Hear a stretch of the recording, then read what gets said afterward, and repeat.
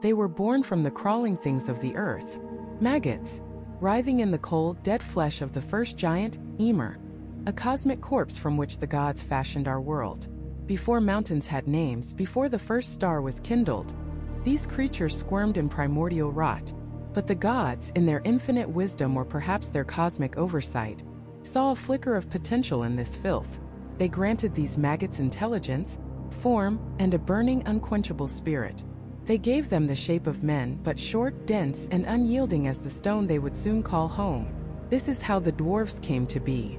And yet, from this grotesque, humble origin, would come the most magnificent and terrifying artifacts the 9 realms would ever know.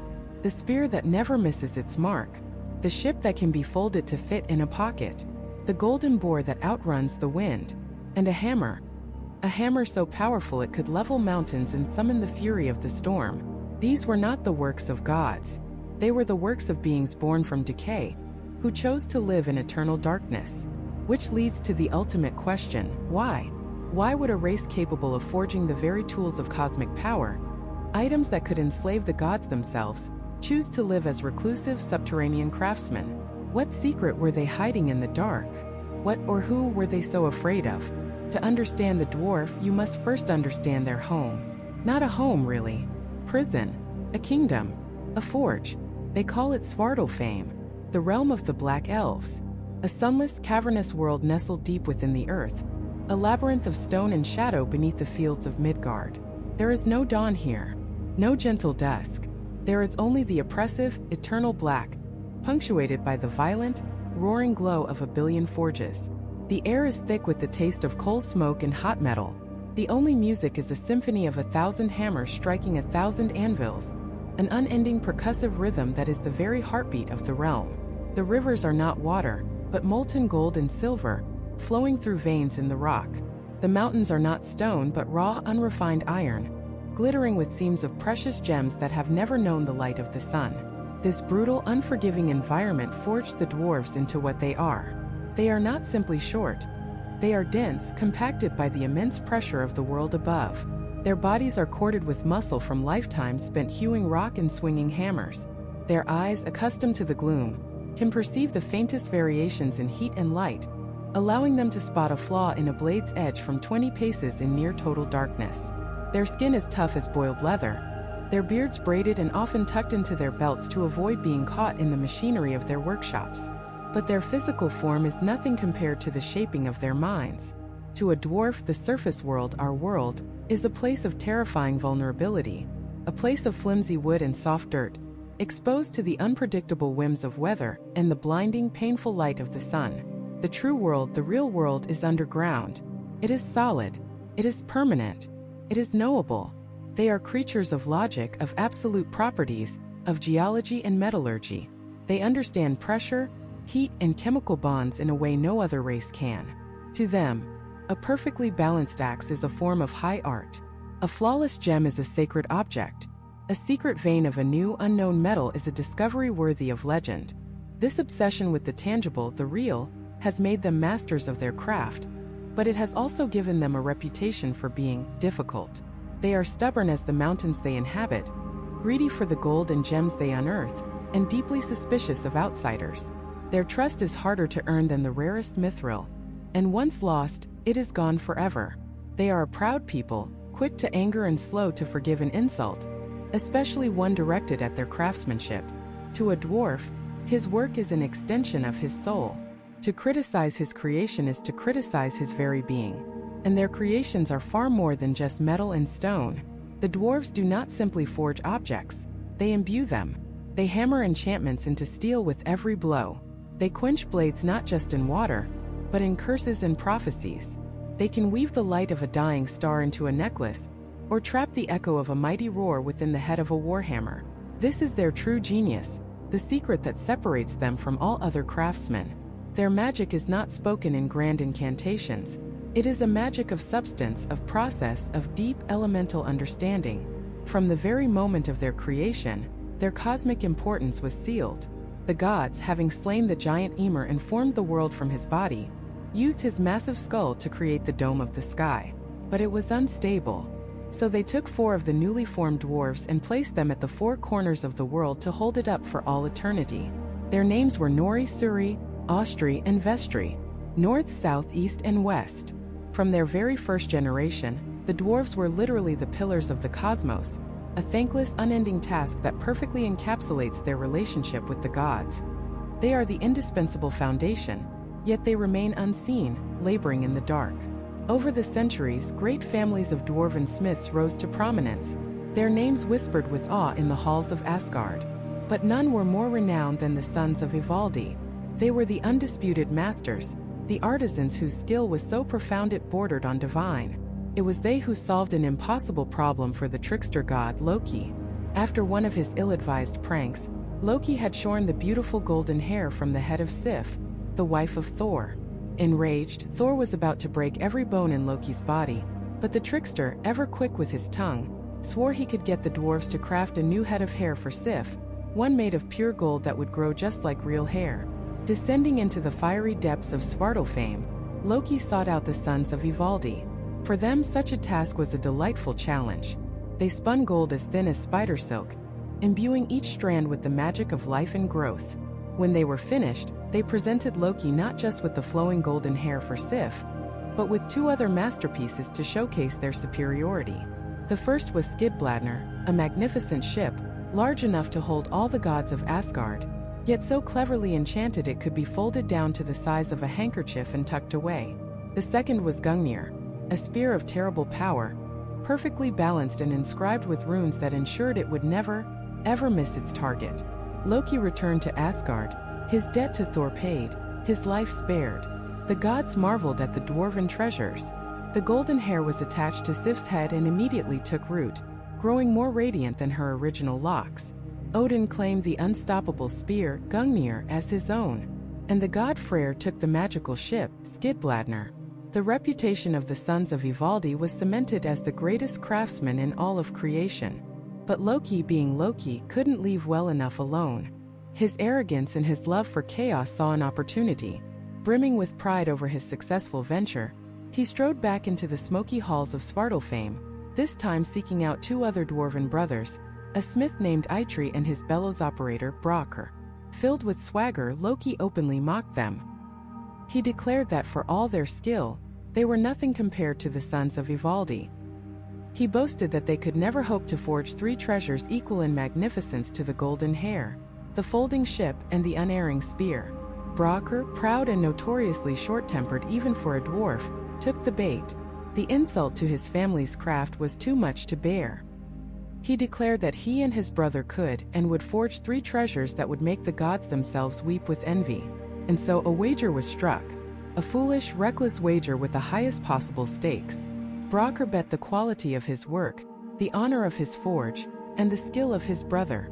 And Loki, in a moment of supreme world-altering hubris, bet the one thing he should never have wagered.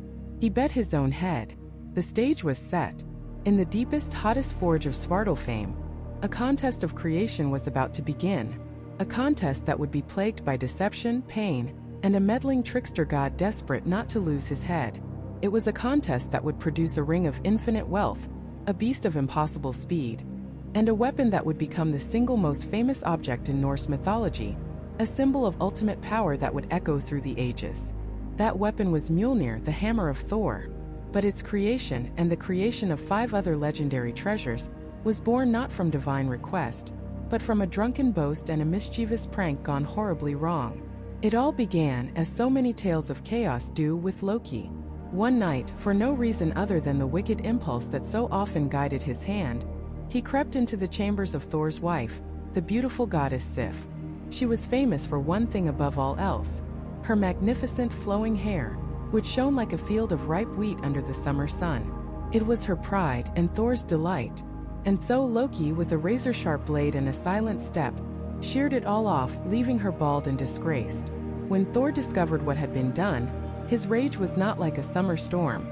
It was like the birth of a new furious star. It was a rage that shook the foundations of Asgard itself. He found Loki, and the full force of the god of thunder was unleashed. He didn't just threaten Loki.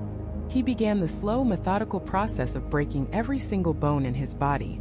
Screaming in agony, Loki swore he could fix it. He swore he could replace what he had destroyed with something even better. Thor, his hand still locked around Loki's throat, gave him one chance. He would travel to the Dark Realm, to Svartalfheim, the home of the Dwarves, and he would have them forge new hair for Sif. Hair of pure gold that would grow and flow just as her own had. If he failed, his life was forfeit. Loki, ever the opportunist, saw a way to turn this punishment into a personal triumph. He didn't just go to any smiths. He sought out the most renowned craftsmen in the realm, the sons of Ivaldi. He flattered them, praised their unparalleled skill, and presented them with a challenge they couldn't refuse. He commissioned them not only to create the golden hair for Sif, but 2 other gifts to placate the gods he had so foolishly angered. The dwarves, their pride stoked, set to work in their subterranean forges. First, they spun gold as fine as spider silk, imbuing it with magic so that the moment it touched Sif's head, it would take root and grow as living hair. It was a masterpiece of impossible delicacy.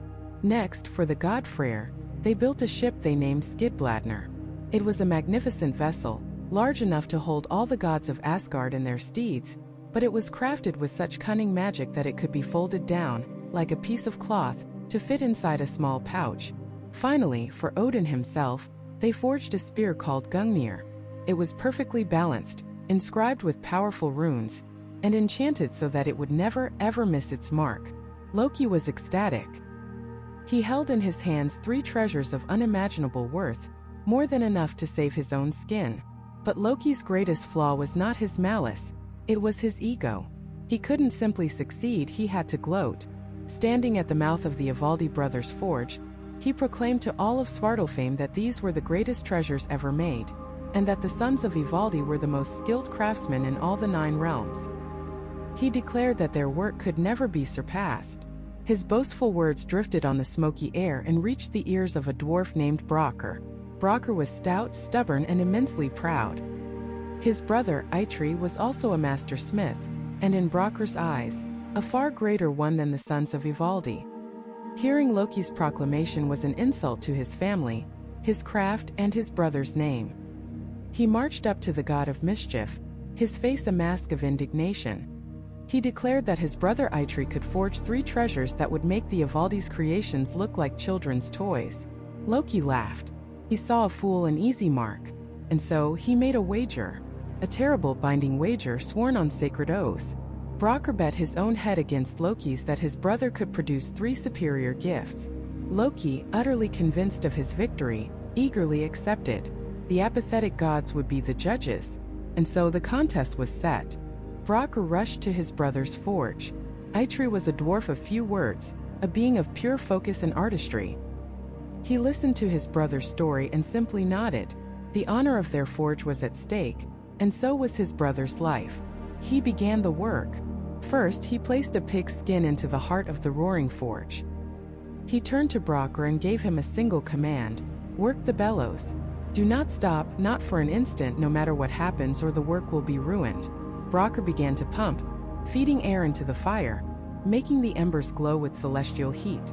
As Eitri chanted ancient words over the flames, a small fly buzzed into the forge. It landed on Brokkr's hand and bit him hard. The pain was sharp, a piercing sting, but Brokkr remembered his brother's words. He gritted his teeth, his knuckles white on the bellows handle, and did not stop pumping. When Eitri finally pulled the creation from the flames, it was no mere pigskin. It was Gullinbursti, a magnificent boar with bristles of shining gold. It could run faster than any horse, across land, sea, or air, and its golden bristles glowed so brightly they could turn the darkest night into day. 1 treasure down. Next, Eitri placed a great quantity of gold into the forge. Again the command was the same: pump, little brother, and do not stop. Brokkr took his place and the fly returned. This time it was more vicious. It landed on the back of Brokkr's thick neck and bit down with all its might. The pain was excruciating, a searing agony that shot through his shoulders. He roared in frustration, his whole body tensing, but his hands never faltered. He pumped and pumped, his rhythm unbroken. Eitri retrieved the second gift from the fire. It was a simple golden arm ring, but it held an incredible power. It was Draupnir the Dripper. Every 9th night, This ring would magically produce 8 new rings of identical weight and purity, a source of infinite wealth for its owner. 2 treasures down. Now came the final, most crucial test. Eitri placed a block of raw iron into the forge. He looked at Brokkr, his eyes burning with intensity. "Everything depends on this," he said. "The slightest hesitation, a single missed pump, and it will be worthless." Brokkr nodded, his jaw set. He began to pump the bellows. The fly, which was of course Loki in disguise, knew this was his last chance to win the wager and save his own head. He flew directly at Brokkr's face and bit him on the eyelid. The pain was blinding, but it was the consequence that was worse. Blood immediately welled up from the wound and streamed down into Brokkr's eye, completely obscuring his vision. He couldn't see the forge, the bellows, anything. Blinded and in agony, for one split second he broke. He lifted one hand from the bellows to wipe the blood from his eye. It was only for a moment, a single desperate beat of the heart. But it was enough. The rhythm was broken. The fire faltered. Eitri let out a cry of frustration and pulled the final object from the forge. It was a hammer. A war hammer of immense size and perfect balance, humming with contained power. It was a weapon fit for a god, a tool of both creation and destruction. But because of Brokkr's momentary lapse, it had one single flaw. The handle was just a little too short. Eitri sighed, but there was no time to remake it. This was their third and final treasure. They would call it Mjolnir. Brokkr, clutching the flawed but mighty hammer, the ring of wealth, and the golden boar, set off for Asgard. Loki followed, a smug grin on his face, carrying the perfect spear, the folding ship, and the living golden hair. He was certain he had won.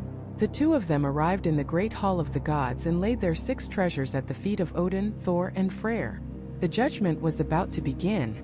The fate of the 9 realms would be shaped by the gifts presented here today. But for the dwarf and the trickster, the stakes were far more personal. A head was on the line, and the gods would be the executioners. The great hall of Asgard fell silent, the air thick with anticipation. On their high seats sat the judges: Odin the Allfather, his single eye missing nothing; Freyr, lord of sunshine and prosperity, his gaze fair but firm; and Thor the mighty thunderer, arms like oak trees crossed over his chest.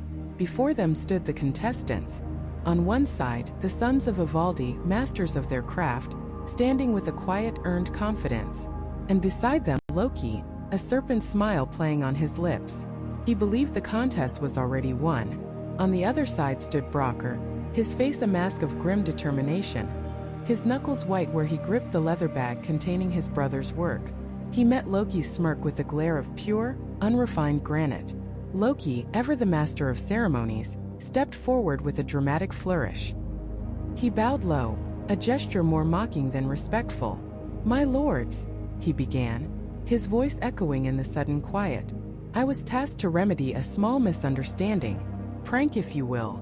But in my boundless generosity, I sought not just to replace what was lost, but to bestow upon you treasures the likes of which have never been seen." He turned to the sons of Ivaldi, who presented the first gift. It was a cascade of shimmering gold, so fine and supple it flowed like liquid light through the dwarf's fingers. Loki took it and approached the goddess Sif, Thor's wife, who sat with her shorn head covered by a veil. "For the lovely Sif," Loki purred, "a crown more glorious than the sun." He placed the golden threads upon her head, and a gasp went through the hall. The moment the gold touched her skin, it took root. It began to grow, weaving itself into a magnificent mane of radiant hair that tumbled down her back, each strand a filament of pure, spun sunlight. It was more beautiful than her original hair had ever been. Thor himself stared, his usual gruffness replaced by a look of stunned awe. Loki's smile widened. He gestured for the second gift. A dwarf brought forth what looked like a simple folded piece of cloth. "For Lord Freyr," Loki announced, presenting the small bundle. "A trifle, perhaps." Freyr took it, his brow furrowed in confusion. "Unfold it," Loki urged. Freyr did, and the cloth began to expand. It grew and grew, wood springing from fabric, a mast rising to the sky, sails unfurling like the wings of a great white bird. In moments, a magnificent longship stood in the hall, large enough to carry all the gods, yet crafted with such impossible magic that it could be folded back down to fit in a pocket. "It is Skidbladnir," Loki declared. And wherever you wish to go, it will find a favorable wind to take you there." The gods murmured in amazement. Such a thing was beyond comprehension. 2 gifts, both masterpieces. Loki was already basking in the glow of victory. He saved the final offering for the All-Father. The third dwarf stepped forward holding a spear. It was perfectly balanced, its ashen shaft covered in runes that seemed to hum with latent power. Its point was a sliver of darkness that seemed to drink the light from the room. "And for you, All-Father," Loki said, his voice dropping with false reverence. "Gungnir, the spear that shall never miss its mark. Once thrown, its path is true, its purpose absolute." Odin took the spear. He didn't need to test it. He could feel the relentless, unerring magic bound within the wood and steel. He gave a slow, deliberate nod. The spear was worthy of a king. Loki turned to the assembled gods, spreading his arms wide. "I ask you," he boomed, "can any craft match this? The restoration of divine beauty, a vessel that tames the winds, and a weapon that cannot fail. The contest is over. My head, I believe, remains precisely where it is." He shot a look of pure contempt at Brokkr. "Now let's see what trinkets your brother has cobbled together in his dusty little hole." Brokkr ignored the taunt. His face was impassive as he strode to the center of the hall. He set down his heavy leather bag with a thud. He didn't possess Loki's flair for the dramatic. He was a smith, a worker of stone and metal. He let the work speak for him. He reached into the bag and pulled out the first creation. It was a boar, its body and tusks forged from the purest gold. "For Lord Freyr," Brokkr said, his voice a low rumble. He placed the boar on the floor, and it sprang to life. Its golden bristles began to glow with an inner fire, casting a brilliant light that banished every shadow in the hall. "This is Gullinbursti," Brokkr stated. "He can run faster than any horse across the land, over the sea, and through the air. And his light will illuminate your path, even in the darkest of places." The living, breathing creature of solid gold trotted to Freyr, who stared in wonder. Skidbladnir was a marvel of construction, but this was life forged from the heart of the mountain. Loki's smile faltered just for a moment. Brokkr reached into his bag again. He presented his second gift to Odin. It was a simple, heavy arm ring of gold, exquisitely made but unadorned. It seemed plain compared to the impossible spear, Gungnir. Loki actually let out a short, derisive laugh. "A bracelet? You challenge the Allfather's spear with a piece of jewelry." Brokkr's eyes never left Odin. "This is Draupnir, the Dripper. It may seem a simple thing, but its value is endless. Every 9th night, it will drip 8 new rings, each of the same weight and purity as the original." The meaning was clear. Gungnir was a weapon of conquest, a tool to take what you wanted. Draupnir was a source of infinite wealth, a tool to build a kingdom, to reward loyalty, to ensure prosperity without end. It was the treasure of a true king. Odin slipped the ring onto his arm. He felt its immense generative power, a quiet, constant promise of abundance. The murmurs in the hall grew louder. The contest was no longer so certain. Now only one gift remained. Everything rested on this. Brokkr looked at Thor. Loki leaned forward, a predatory glint in his eye. He remembered the fly. He remembered the bellows. He knew the final item was flawed. This was the moment he would win. Brokkr reached deep into the bag and pulled out the final piece. He held up a hammer. It was a fearsome-looking weapon, its head a solid block of gray, unyielding metal. It radiated an aura of immense destructive power. But its handle was noticeably short. It looked unbalanced, almost clumsy. Loki burst into laughter, a cruel, sharp sound that cut through the tension.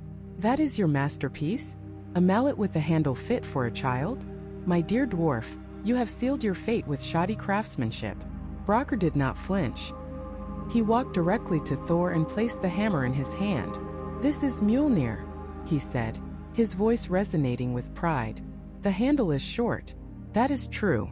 But its qualities are unmatched. It will never shatter, no matter how hard a blow you strike. It will never miss its target when thrown." He paused, looking directly at Loki. "And it will always return to your hand." Thor gripped the short handle. The hammer was heavy, impossibly so, yet it felt right. It felt like an extension of his own arm, a conduit for the storm that raged within him.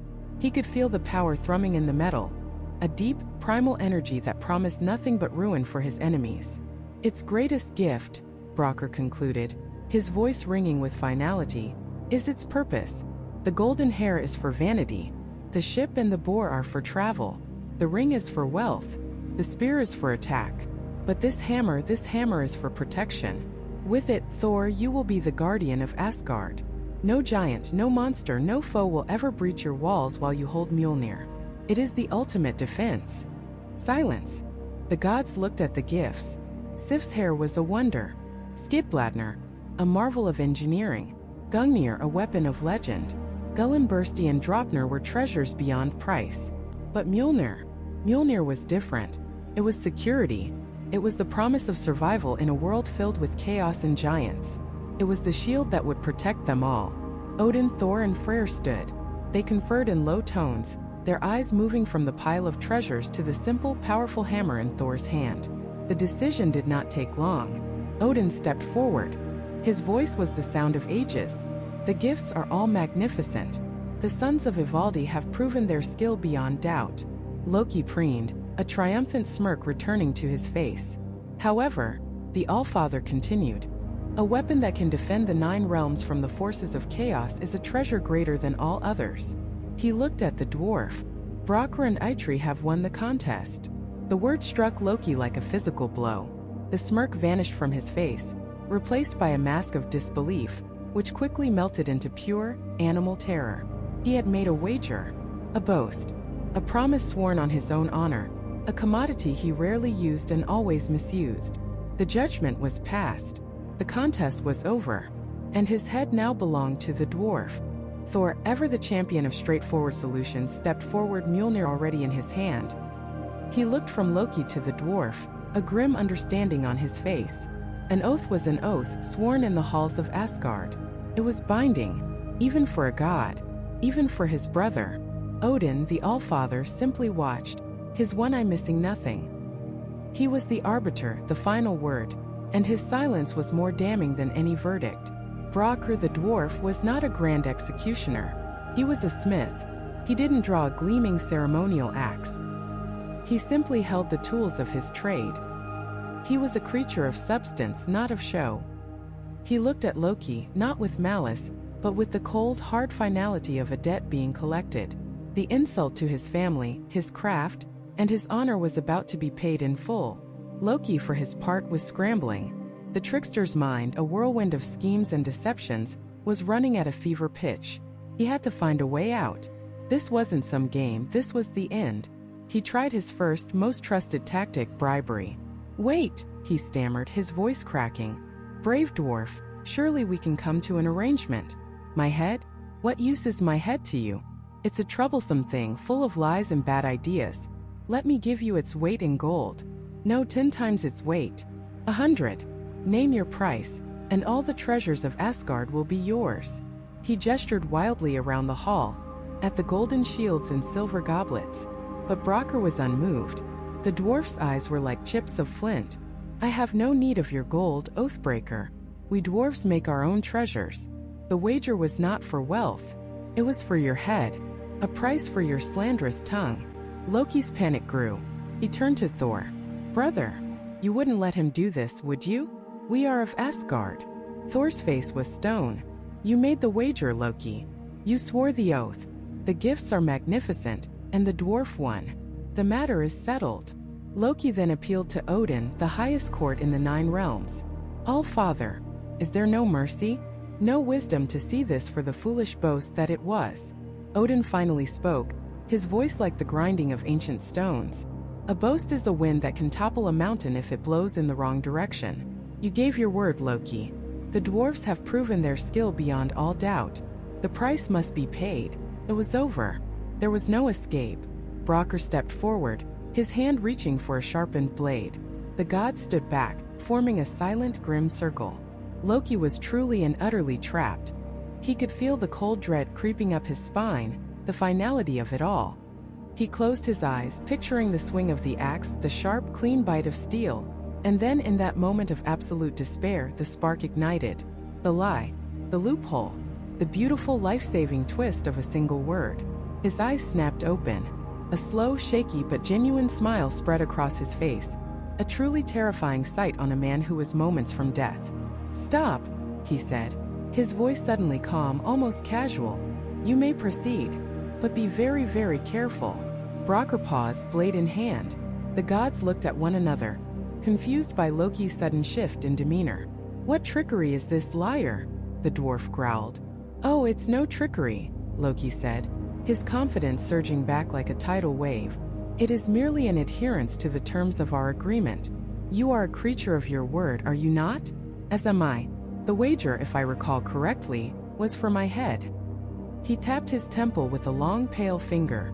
"And I am prepared to honor that. You have won my head. Take it." He tilted his chin forward, exposing his neck. "However," he continued, his smile widening into a triumphant sneer, "the wager said nothing about my neck. You have claim to my head and my head alone, but you cannot touch a single hair, a single inch of my neck, for that belongs to me. So by all means take what is yours. But if you so much as scratch my neck in the process, then it is you who will have broken the pact, and all the gods of Asgard will be my witnesses. The debt will be yours to pay." Silence. A stunned, absolute silence fell over the great hall. Thor's jaw hung open. Even Odin's single eye widened in what might have been grudging admiration. The sheer, unmitigated audacity of it was breathtaking. It was a lawyer's argument in a warrior's court, a grammarian's defense against a headsman's axe. Brokkr stood frozen, his face a mask of incandescent rage. He had been cheated, robbed, not by strength, not by magic, but by a semantic trap. He knew, and everyone in that hall knew, that it was physically impossible to take the head without cutting the neck. Loki had twisted the very language of the oath into an unbreakable shield. The dwarf looked to Odin, sputtering with fury. "This is a trick, a coward's escape." He swore his head. Odin stroked his long, white beard, considering the argument. The gods waited. The fate of Loki hung on the Allfather's interpretation of a single, unstated premise. Finally, Odin nodded slowly. "The words of the oath were precise," he declared. "Loki's head was wagered. His neck was not. He is correct. The dwarf cannot take his head." A wave of relief washed over Loki, so powerful it almost buckled his knees.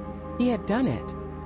He had stared into the abyss and talked his way out, but his celebration was premature. He had forgotten one crucial thing about the dwarves of Svartalfheim. They are literal, yes, but they are also relentless, and they are masters of finding alternative solutions. Brokkr's face was dark with a rage that seemed to draw the light from the room. He let the blade clatter to the floor. "Fine," he hissed, the word dripping with venom. "Keep your worthless head, Loki Lysmith. I cannot take it from you. But the source of your boast, the wellspring of your insults, your mouth, I can still silence that."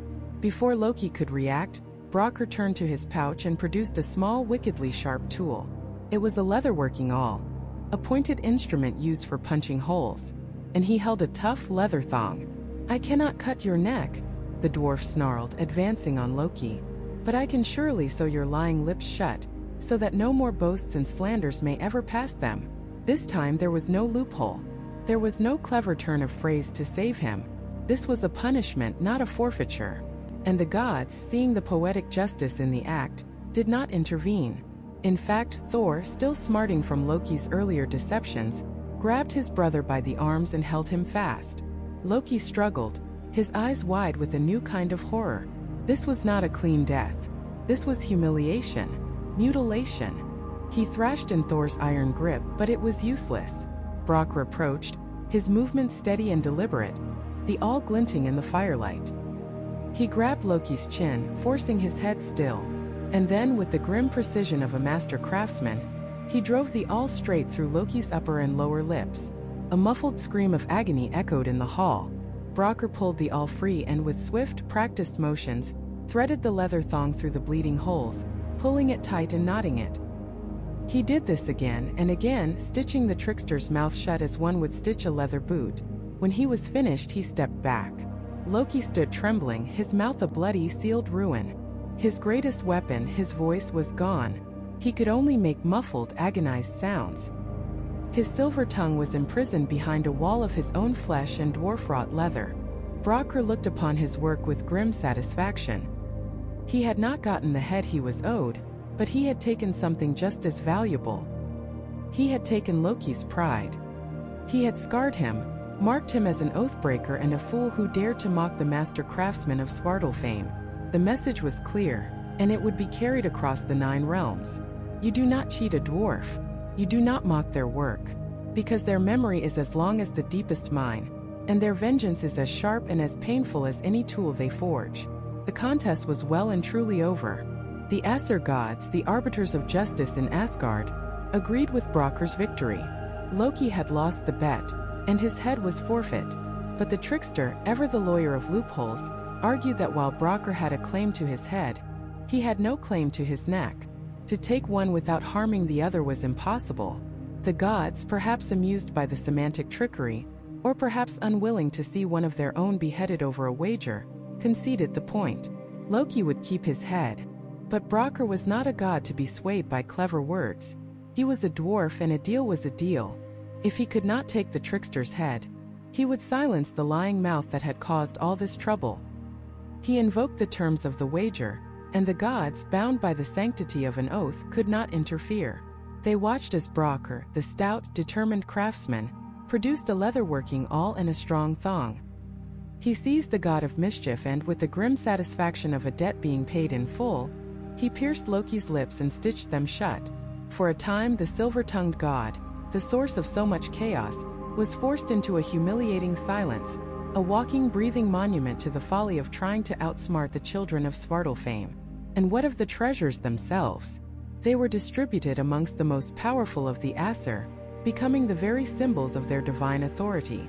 Odin, the Allfather, received the spear Gungnir, which never missed its mark, and the golden ring Draupnir, a symbol of endless wealth that would drip 8 identical rings every 9th night.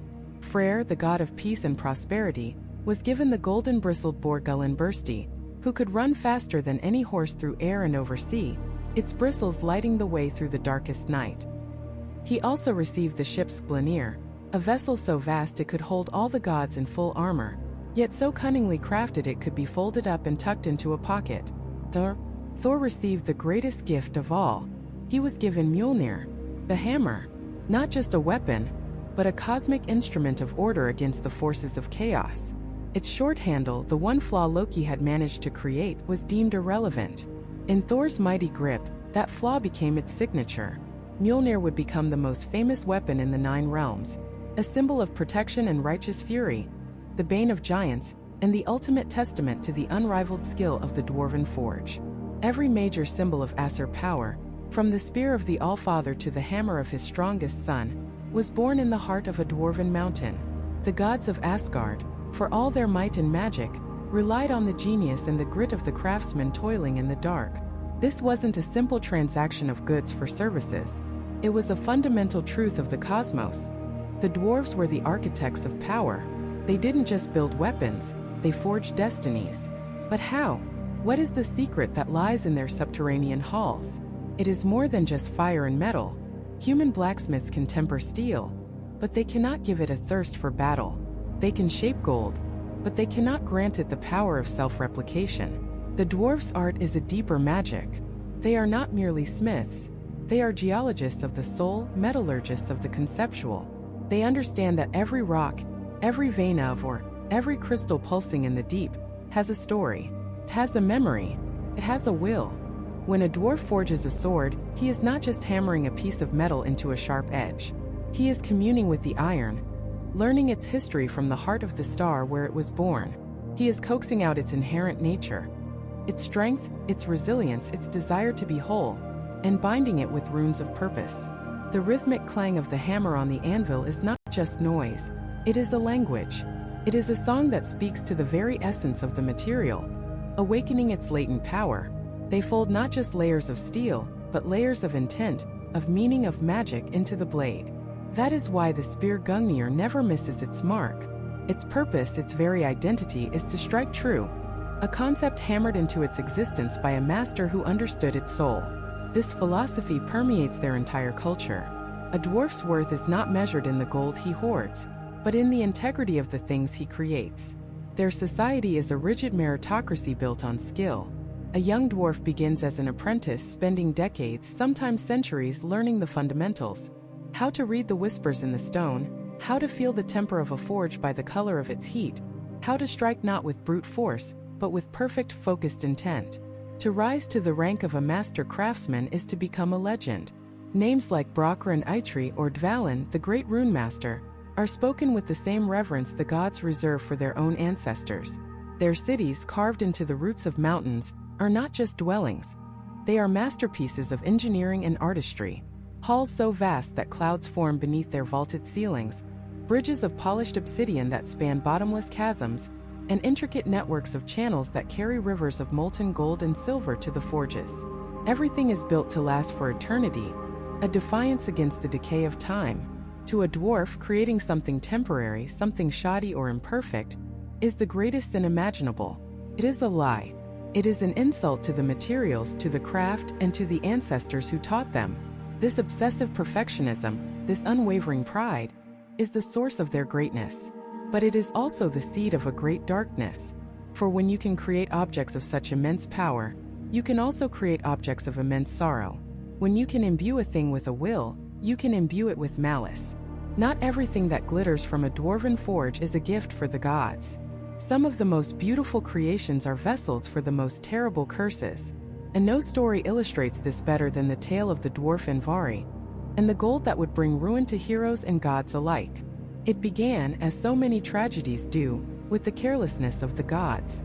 Odin, Loki, and another god named Honor were traveling through the mortal realm of Midgard. They came upon an otter devouring a salmon by a riverbank. Loki, ever impulsive, picked up a stone and killed the otter with a single skillful throw. He proudly skinned the animal, and the three gods continued on their journey, carrying the pelt with them. That evening, they sought shelter at the farm of a man named Hreidmar. They showed him their prize, the fine otter pelt, as a boast of their day's success. But when Hreidmar and his two sons, Fafnir and Regan, saw the skin, their faces contorted with rage and grief. For the otter had not been an animal at all. It was their brother, Otter, who often took that shape using his magical abilities. The gods had unknowingly murdered Hreidmar's son. Enraged and empowered by ancient laws of hospitality and blood debt, Hreidmar and his remaining sons seized the gods. They were far stronger on their own land than the gods had anticipated.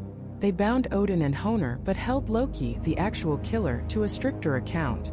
The price for their freedom, Hreidmar declared, would be a treasure vast enough to cover every inch of his son's otter skin with red gold. And then, to add a final impossible demand, they were to pile more gold on top until the skin was completely hidden from view. The task fell to Loki. He knew there was only one place in the 9 realms to find such a treasure on short notice. He journeyed to the dark realm of Svartalfheim, to a particular waterfall where the dwarf Andvari lived. Andvari was ancient, even by the standards of his kind, and he had spent millennia hoarding a magnificent treasure. But more importantly, Andvari possessed a magical ring, a golden ring much like Draupnir, that had the power to find and create more gold, ensuring its owner's wealth would never diminish. It was the source of his entire fortune. Loki, using a net given to him by the sea goddess Ran, captured Andvari in his fish form and demanded the entire hoard. The dwarf, fearing for his life, agreed to give up every last coin, every last jewel. He led Loki to his cave, and the trickster god greedily gathered up the immense treasure. As Loki was about to leave, he noticed the small, simple gold ring on Andvari's finger. Andvari begged Loki to let him keep it, pleading that without the ring, he could never rebuild his fortune. He insisted it was the one thing he needed to start over. But Loki's greed and his desperation knew no bounds. He saw not a tool for rebuilding, but the very heart of the treasure itself. He ripped the ring from Andvari's finger, and in that moment, as the dwarf was stripped of his life's work and his only hope for the future, something inside him broke. His pride, his hope, his very spirit, curdled into pure undiluted hatred. And as Loki turned to leave, Andvari the dwarf, master of the earth's secrets, unleashed a power far older and more terrible than any gods. He spoke a curse not into the air, but into the very essence of the gold he had just lost. He declared that the ring, and all the gold that went with it, would bring death and destruction to anyone who possessed it. It would sow discord between brothers, inspire patricide among kings, and be a ring of ruin for every single one of its future owners, down to the last generation. The curse was now part of the gold, forged into its very soul, and Loki, clutching the gleaming tainted treasure, had no idea he was now carrying the doom of ages back to his waiting companions. He strode back into the hall of the Sorcerer King Hreidmar not as a supplicant, but as a conqueror. The gold flowed from his enchanted net like a river of liquid sunlight, pooling on the stone floor in a breathtaking glittering mound. Odin and Honor, bound and helpless, watched with a mixture of awe and apprehension. Hreidmar's eyes, however, burned with a singular feverish light. This was the Wergild, the blood price for his son, and it was magnificent. Hreidmar ordered the flayed skin of his son, Atr the Otter, to be brought forth. He had his remaining sons, Fafnir and Regan, stretch it out and stake it to the ground. The terms were simple but absolute. The skin had to be covered completely with gold. Not a single hair could remain visible. Loki, with a triumphant smirk, began the task. He poured the treasure over the hide. Golden goblets, intricate armorings, heavy chains, and coins from forgotten kingdoms cascaded down, burying the grim relic under a king's ransom. The pile grew higher and higher, a monument to avarice. Finally, the last coin clinked into place. The entire otter skin was hidden beneath a shimmering mountain of Andvari's hoard. Loki stepped back satisfied. The debt was paid. But Hreidmar, his eyes narrowed to slits, circled the pile of gold, his gaze meticulous, predatory. He knelt, peering closely at the edge of the hide. Then he pointed a single trembling finger. "You have missed a spot." There, poking out from beneath a golden plate, was a single solitary whisker. Loki cursed under his breath. He had hoped it wouldn't come to this. He had kept one piece for himself, the most beautiful piece of the entire hoard. A ring exquisitely crafted, that pulsed with a faint inner light. It was Anvaranot, the ring that could find and create more gold. The key to infinite wealth. To give it up was to give up a source of immense power. But Odin's gaze was like iron. The deal was the deal. With a grimace of profound reluctance, Loki tossed the ring onto the pile. It landed with a soft chime, covering the final offending whisker. The ransom was paid. The gods were free. But the moment the transaction was complete, the air in the hall grew thick, heavy, and cold. Andvari's curse, forged in the dark heart of Svartalfheim and whispered into the very soul of the gold, was now unbound. It was no longer just a treasure. It was a poison, and it began to work immediately. The greed that had flickered in Hreidmar's eyes now erupted into a raging inferno. He declared the entire hoard was his, and his alone. He would not share a single coin with his sons, Fafnir and Regan, who had helped him capture the gods. But the curse was not his alone to bear.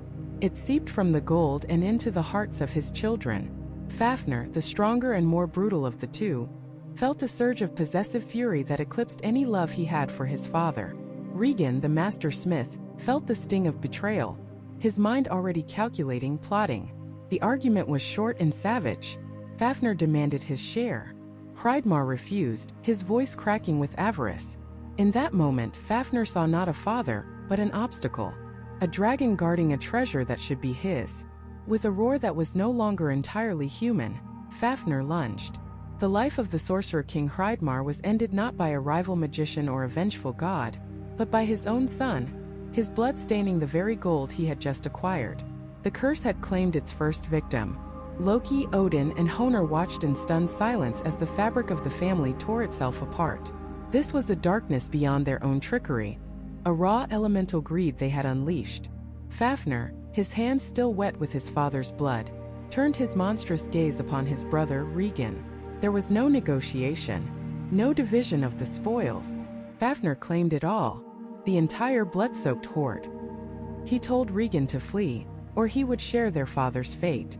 Terrified and seething with a thirst for vengeance, Regan, the master craftsman, fled into exile.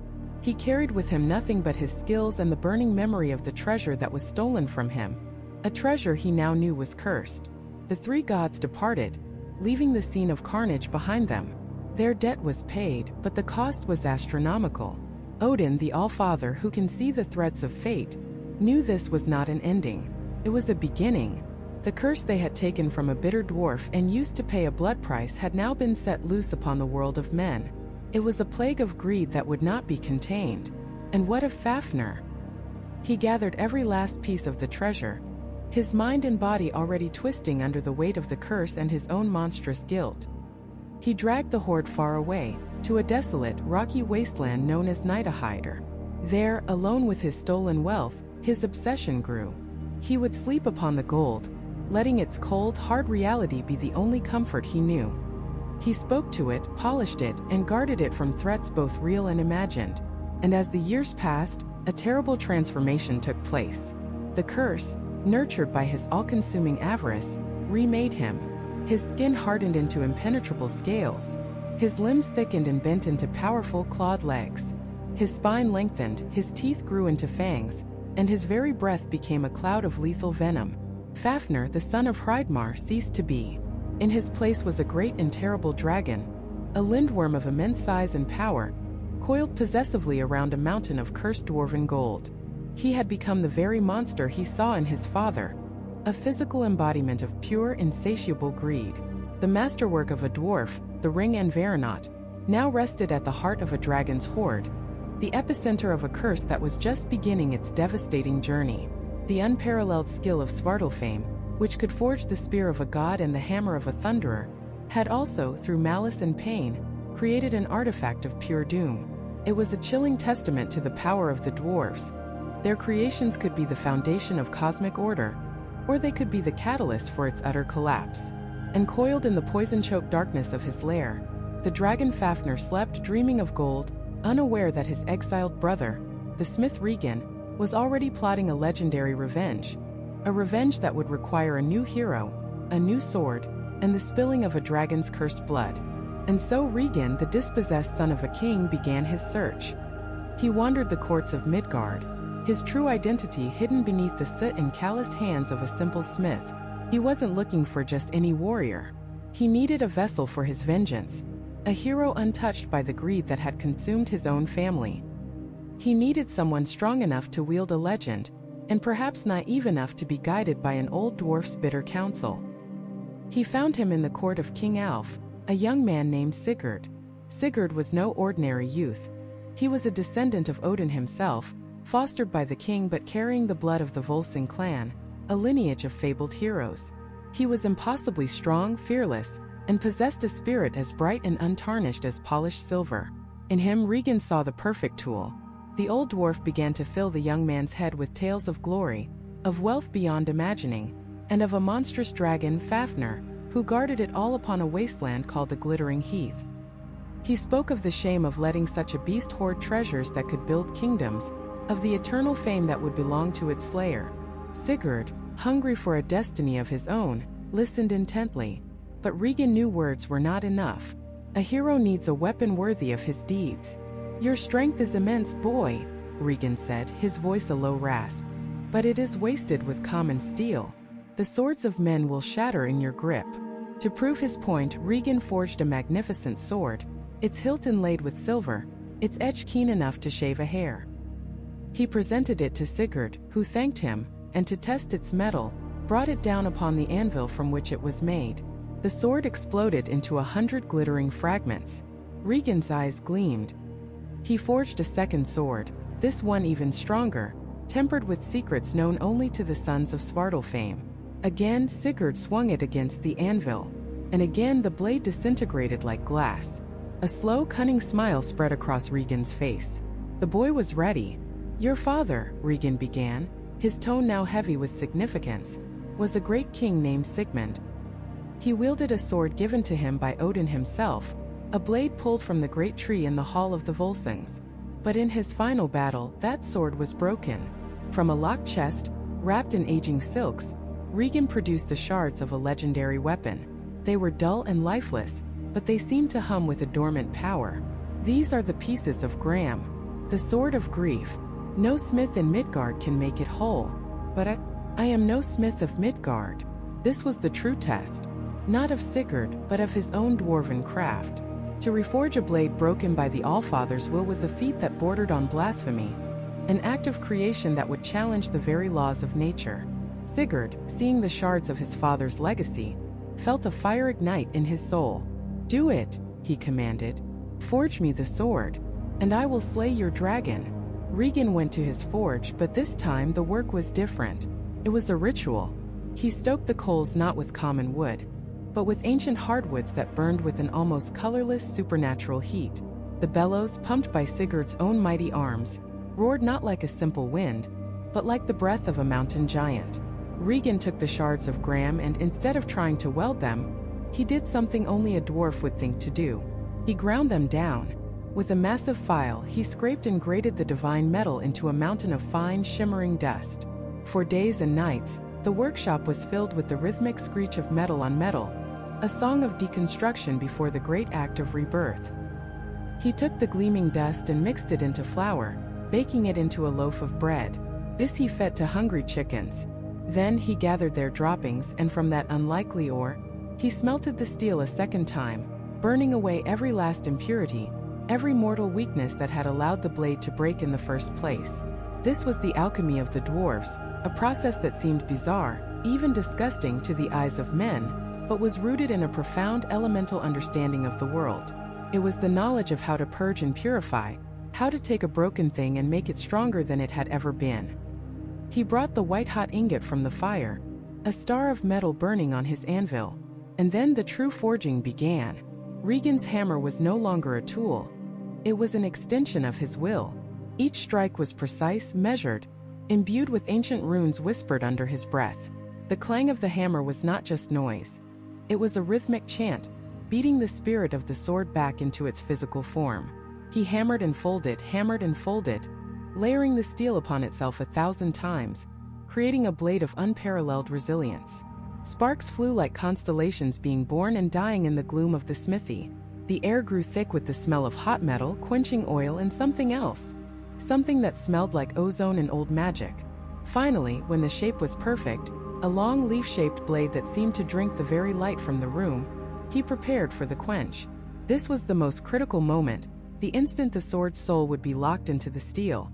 Regan's voice dropped to a low, guttural chant in the old tongue of the dwarves, the Kuzdal, a language of stone and fire in deep places. He plunged the glowing blade into a trough of black oil mixed with the venom of serpents and the blood of a wolf. The smithy erupted in a violent hiss, a scream of steam and vapor as the sword drank its fill of death and darkness, its edge hardening to a degree that defied all logic. When he pulled it out, it was no longer just a weapon. It was a relic reborn. It was black and gray, patterned with waves like smoke trapped in ice. It did not shine, it absorbed. It did not glint, it promised. He worked the hilt, wrapping it in dragon-scale leather and setting a single flawless gem in the pommel that seemed to watch with cold intelligence. He handed it to Sigurd. The weight was perfect. It felt not like an object in his hand, but like a part of his own arm. "Test it," Regan rasped, his work complete. Sigurd took Gram outside to the river. He placed a single tuft of wool on the surface of the water and let the current carry it downstream. As it passed him, he simply lowered the edge of the sword into its path. There was no sound, no resistance. The wool was simply in two pieces, drifting apart, its fibers sheared so cleanly they didn't even fray. It hadn't been cut. It had been separated from reality. Not satisfied, Sigurd returned to the smithy. He looked at the great anvil, the very one that had shattered two lesser swords. With a cry that was half battle lust and half sheer joy, he brought Gram down with all his might. There was a ringing sound, a pure, resonant note that hung in the air like a prophecy. And the anvil, a block of solid iron that had endured centuries of punishment, was split perfectly in two, from its flat top straight down through its base and into the stone floor beneath. Regan the dwarf let out a long, slow breath. His part was done. The instrument of his revenge was now armed. "The dragon Fafnir," Regan began, his eyes glinting with a dark fire, "is no mere beast. He was once my brother. The curse of Andvari's gold has twisted his mind and his body. He lies on the glittering heath, and his poison breath scorches the very earth." He then gave Sigurd his counsel, a strategy born of a dwarf's cunning. "Do not face him head-on. His hide is impenetrable, his strength overwhelming. You must be clever. Dig a pit on the path he takes to the river to drink. Hide within it. As he crawls overhead, his soft belly will be exposed.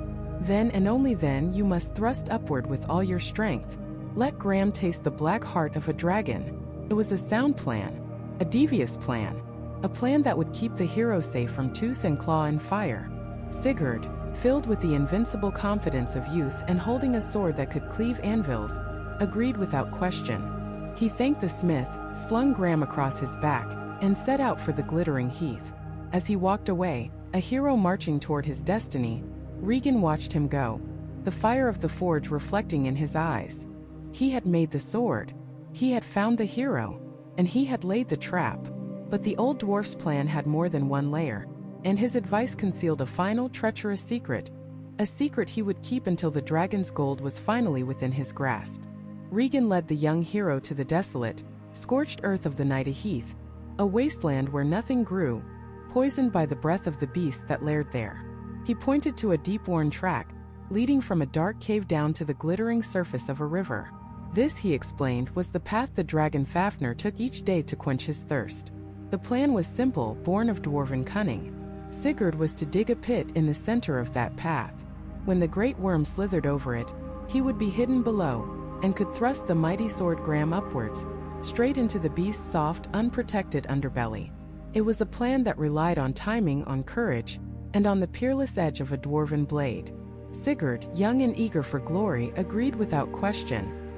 He trusted his foster father. He trusted the dwarf who had given him the means to avenge his own father. He set to work, digging the pit with the strength and vigor of his lineage. But as he toiled, a figure appeared on the edge of the heath, an old, one-eyed man, cloaked in gray and leaning on a staff. He watched the young hero for a time, his single eye seeming to pierce through the veil of the world. He approached Sigurd, his voice like the rustling of ancient leaves. He asked the boy about his plan, and Sigurd, proud, explained the dwarf's strategy. The old man listened, a faint, knowing smile on his lips. "A clever plan," he said. "But the dwarf who gave it to you wishes for more than just a dead dragon. Think, son of Sigmund. When you pierce the beast's heart, where will its blood go? A river of black, venomous gore will pour from its wound. It will fill this pit you dig, and you will be boiled alive in the dragon's own lifeblood before you can even claim your victory." Sigurd froze, his shovel still in his hands. The old man's logic was undeniable. The flaw in Regan's plan was so obvious, so fatal, that it could not have been an oversight. It was a death trap, designed to eliminate both the dragon and the hero in a single brilliant stroke, leaving the treasure for the dwarf alone. The old man advised him to dig not one pit, but a series of trenches leading away from the main one, channels to drain the deadly deluge. And with that, the wanderer turned and was gone, vanishing as mysteriously as he had appeared. Sigurd knew in his heart that he had just received counsel from Odin Allfather himself. Heeding the god's advice, Sigurd altered his work, carving a network of ditches flowing from the central pit. He then concealed himself within, pulling branches and turf over the top, and waited. The earth soon began to tremble. A deep guttural rumbling echoed from the cave, a sound that shook the very stones around him. Then he saw it. A shadow fell over his hiding place, vast and terrible. The colossal form of Fafnir began to crawl over the pit, his scales like interlocking shields of blackened iron, his breath a hissing cloud of poison that withered the very air. Sigurd held his breath, his knuckles white around the hilt of Graham. The moment was now. As the beast's massive chest passed over him, he gathered all his strength, all his heritage, all his rage, and thrust the sword of his ancestors upward. The blade, reforged to perfection in a dwarven fire, met no resistance. It slid up to its hilt into the dragon's heart. A roar of unimaginable agony and fury tore through the sky. The dragon writhed, smashing its tail against the mountainside, shattering rock and throwing dirt into the air. And just as Odin had foretold, a torrent of black, steaming blood erupted from the wound. It flooded the pit, but instead of drowning Sigurd, it was diverted, flowing harmlessly away through the trenches he had dug. Sigurd scrambled out of the pit, covered in gore but alive, and watched as the last of the great dragon's life faded from its terrible reptilian eyes. As the echoes of the battle died, Regan appeared from his hiding place among the rocks. He wore a mask of pride and celebration, congratulating Sigurd on his mighty deed. But there was a glint in his eye, a hunger that the hero now saw with chilling clarity. The dwarf looked upon the dead dragon not as a vanquished foe, but as a hoard of meat and magic. "You have done well, my boy," Regan said, his voice smooth as polished stone.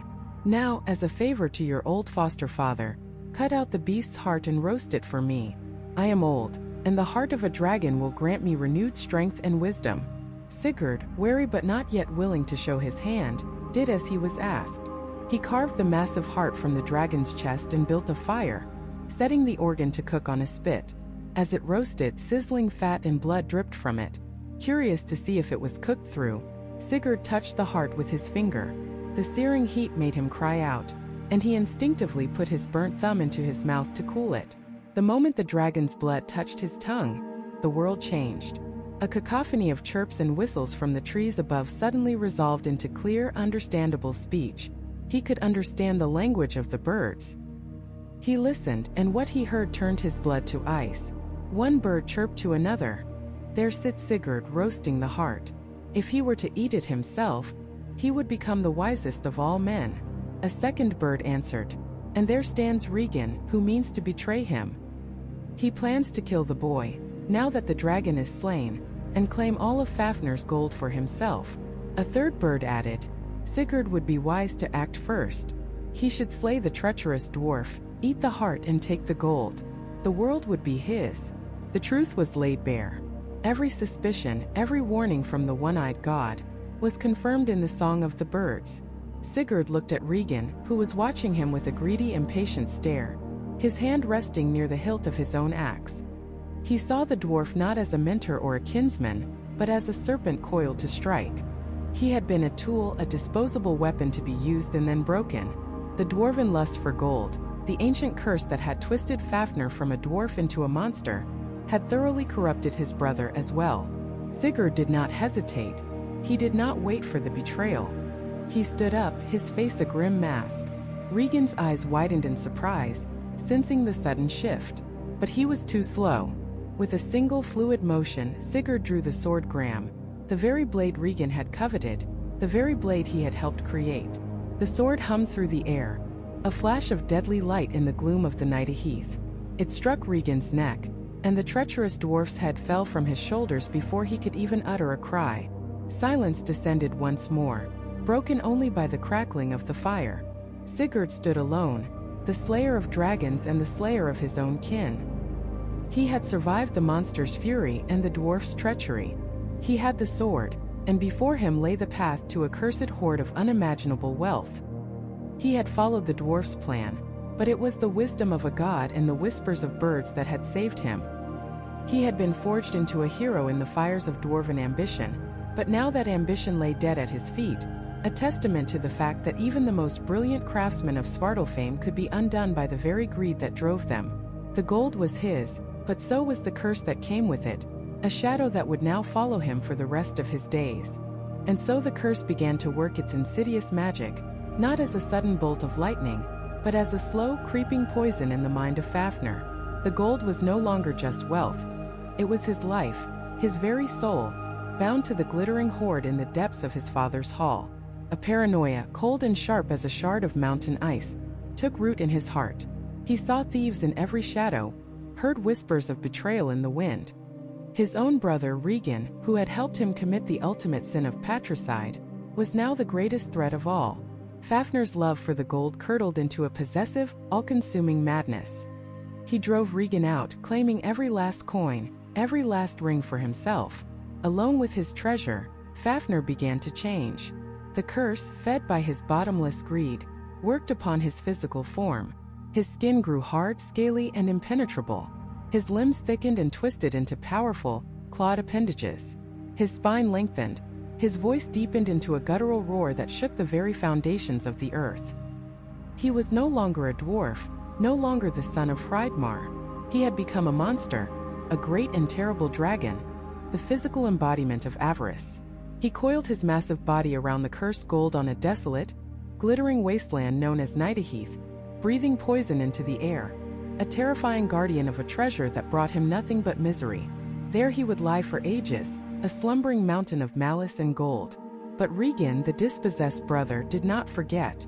While Fafnir transformed into a beast, Regan's own heart was consumed by a different kind of poison. the slow burn of envy and the bitter taste of revenge.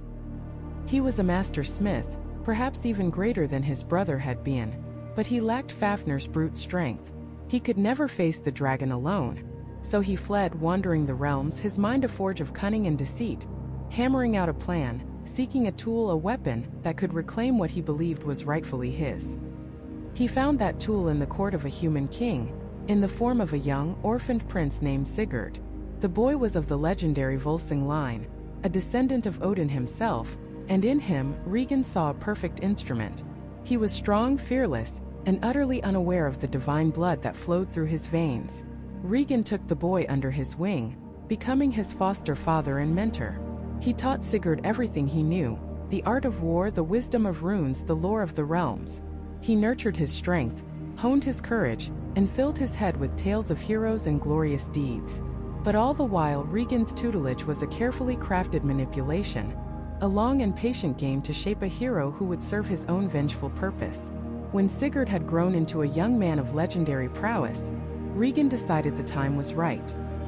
He began to tell Sigurd a twisted version of his own story. He spoke of a great treasure, stolen by a monstrous dragon named Fafnir. He painted himself as a victim, a prince robbed of his birthright, conveniently omitting the tale of his father's murder and his own role in it. He stoked the fires of Sigurd's ambition, challenging his honor, daring him to prove his worth by slaying this great beast and winning eternal fame.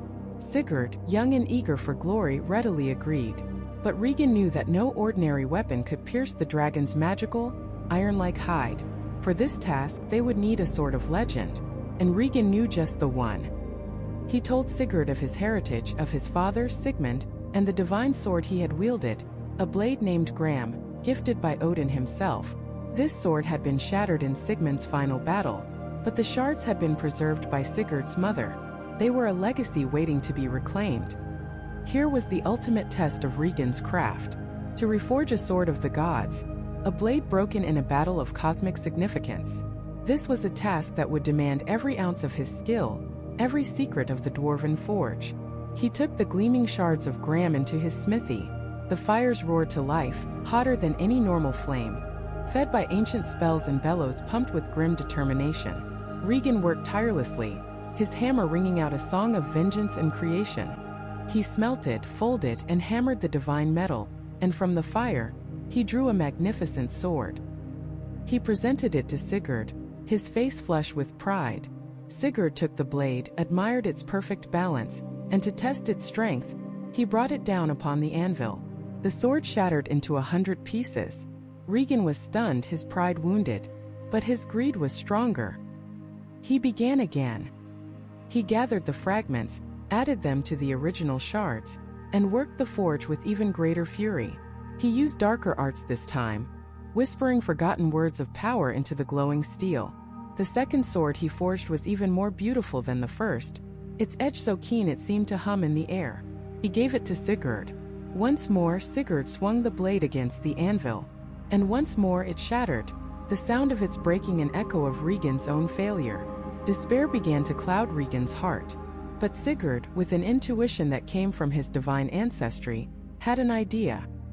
He told Regan to take the shards, all of them, and grind them into the finest dust like flour, then to forge this dust into a new blade. It was an unheard-of technique, a challenge to the very principles of smithing. But Regan, with nothing left to lose, agreed. He painstakingly filed the shards into a shimmering powder of divine steel. He mixed this dust with the finest flux and subjected it to the most intense, purifying heat his forge could muster. For days and nights he worked without rest, his hammer falling in a perfect hypnotic rhythm. This was more than smithing. It was an act of resurrection. He was not merely mending a broken tool. He was rebirthing a legend. As he quenched the glowing billet, the hiss of steam sounded like the world itself holding its breath. When he was finished, he held in his hands a sword unlike any other. Gram was reborn.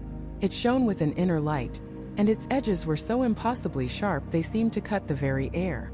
There was no flaw, no seam, only perfect, unified steel. He handed it to Sigurd, his hands trembling. Sigurd did not strike the anvil this time. Instead, he took the sword to a nearby river. He plucked a single tuft of wool from his cloak and dropped it into the current. As the wool floated downstream and touched the blade's edge, it was sheared into as effortlessly as if it were smoke. Convinced, Sigurd returned to the smithy. With a single mighty blow, he struck the great anvil that had shattered the previous blades.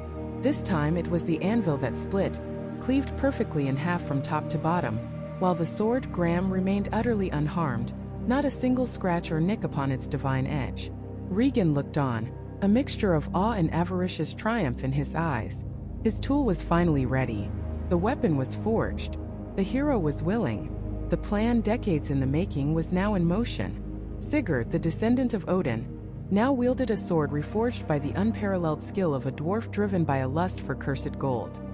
He was ready to march on Nidaheath, to face the monster in its lair, and to unwittingly play his part in a tragedy of greed and vengeance that had begun a generation ago, deep in the heart of Svartalfheim.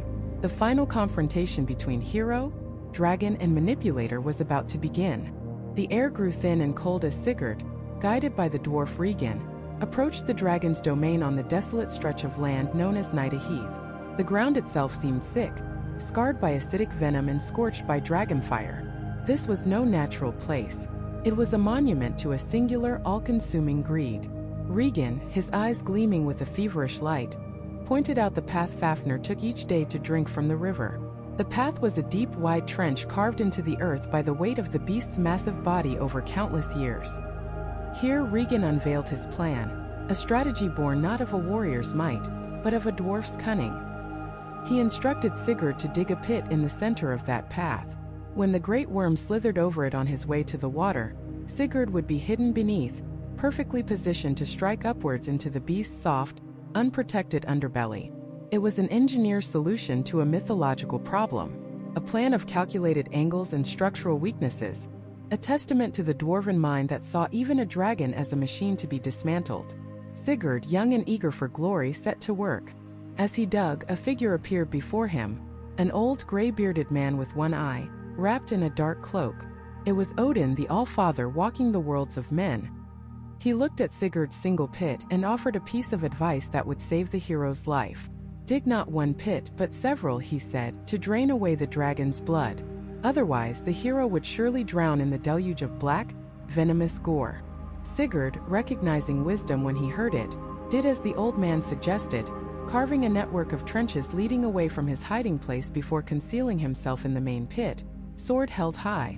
He didn't have to wait long. The ground began to tremble, a deep rhythmic shudder that vibrated through the soil and into his bones. A foul stench, a mix of sulfur and decay, filled the air. Then a shadow fell over the pit. Fafnir was a creature beyond nightmare. His scales, once shimmering gold, were now tarnished and blackened, encrusted with the grime of the earth. His eyes, ancient and intelligent, burned with a cold, paranoid fire. He was no mere beast. He was a fallen king, a dwarf lord entombed in a monstrous shell of his own avarice. As the dragon's great chest passed over the pit, Sigurd didn't hesitate. He thrust Gram, the reforged sword of his father, with all his strength. The legendary blade, a masterpiece of dwarven craft, bit deep, sinking to the hilt into the dragon's heart. A roar of unimaginable pain and fury tore through the sky. The dragon thrashed, its massive body convulsing, smashing the earth around the pit. A torrent of black, steaming blood erupted from the wound, flooding the trenches Sigurd had dug just as Odin had foreseen. Had he not heeded the god's advice, he would have been boiled and drowned in an instant. Instead, he was safe, listening to the death throes of the monster above. In its final moments, the dragon spoke, its voice a rasping echo of the dwarf it once was. It asked the name of its slayer, and Sigurd, wary of a death curse, initially gave a false name. But as the beast's life faded, a strange sense of honor compelled him to tell the truth. He was Sigurd, son of Sigmund. Fafnir, with his dying breath, warned him. The gold he had guarded was cursed. It had been his doom, and it would be Sigurd's as well. Then, with a final shuddering sigh, the great dragon lay still. Regan emerged from his hiding place, his face a mask of triumph and relief. The plan had worked. His brother, the murderer of their father, was dead. He approached Sigurd not as a peer, but as a master to a servant, immediately demanding that the hero cut out the dragon's heart and roast it for him. He claimed it was his right as the mastermind of the endeavor. Sigurd, exhausted but honorable, agreed. He built a fire and began to cook the massive heart.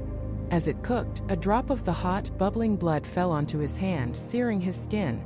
Instinctively, he put his thumb in his mouth to cool the burn. And in that moment the world changed.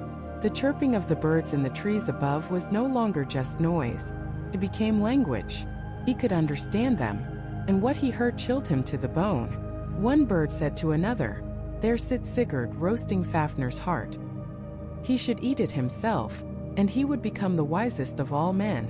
Another bird added, "There lies Regan, who means to betray the boy who trusts him. He plans to kill Sigurd now that the dragon is slain, and claim all the cursed gold for himself." A third chirped, "If Sigurd were wise, he would strike first. Cut off Regan's head, take the gold, and ride away from this cursed place." The veil was lifted. Sigurd looked at Regan, his supposed mentor and friend, and saw him for what he truly was, the final link in a chain of greed. Regan was no better than his brother. The same poison that had twisted Fafnir into a monster flowed through his veins as well. He had not sought justice for his father. He had sought vengeance and wealth. Sigurd was never a hero to him, only a tool. A sword to be wielded and then discarded. With the words of the birds echoing in his mind, and the bitter taste of betrayal in his mouth, Sigurd made his choice. He stood up, walked over to the dwarf who was already dreaming of his treasure, and with a single swift strike of the sword Gram, he beheaded Regan. The cycle of patricide and fratricide within the dwarven royal house was finally complete. Sigurd then ate a portion of Fafnir's heart and, as the birds had promised, a profound wisdom settled upon him. He followed the dragon's path back to its lair, a cave deep within the earth, littered with the bones of would-be thieves. And there he saw it, the hoard of Andvari. It was a mountain of gold, jewels, and priceless artifacts, the accumulated wealth of a dwarven kingdom, stained by the greed of gods and the blood of dwarves. It glittered in the darkness, not with beauty, but with a cold, malevolent light.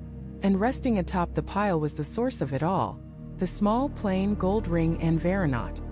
He gathered the treasure, loading it onto his horse, feeling the immense, crushing weight of its curse settle upon his shoulders. He had slain a dragon. He had avenged his foster father. He had outwitted a treacherous manipulator.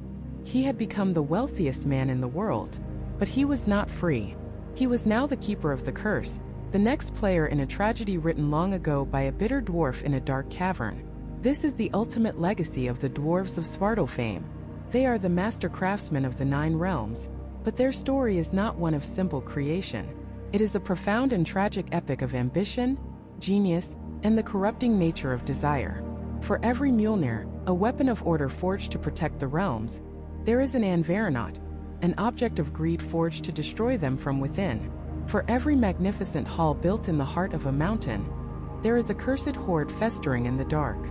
Their skill is a force of nature, capable of forging the destinies of gods and heroes, of building the foundations of worlds and planting the seeds of their destruction. They are the architects of legend and the authors of tragedy. The echoes of their hammers ring through every saga, a constant reminder that the greatest treasures often come at the most terrible price, and that even the strongest stone can be eroded by a single all-consuming desire for gold. The dwarves gave the 9 realms its greatest gifts and its most enduring curses, forever proving that the hands that can build anything can also, in a moment of weakness, unmake everything.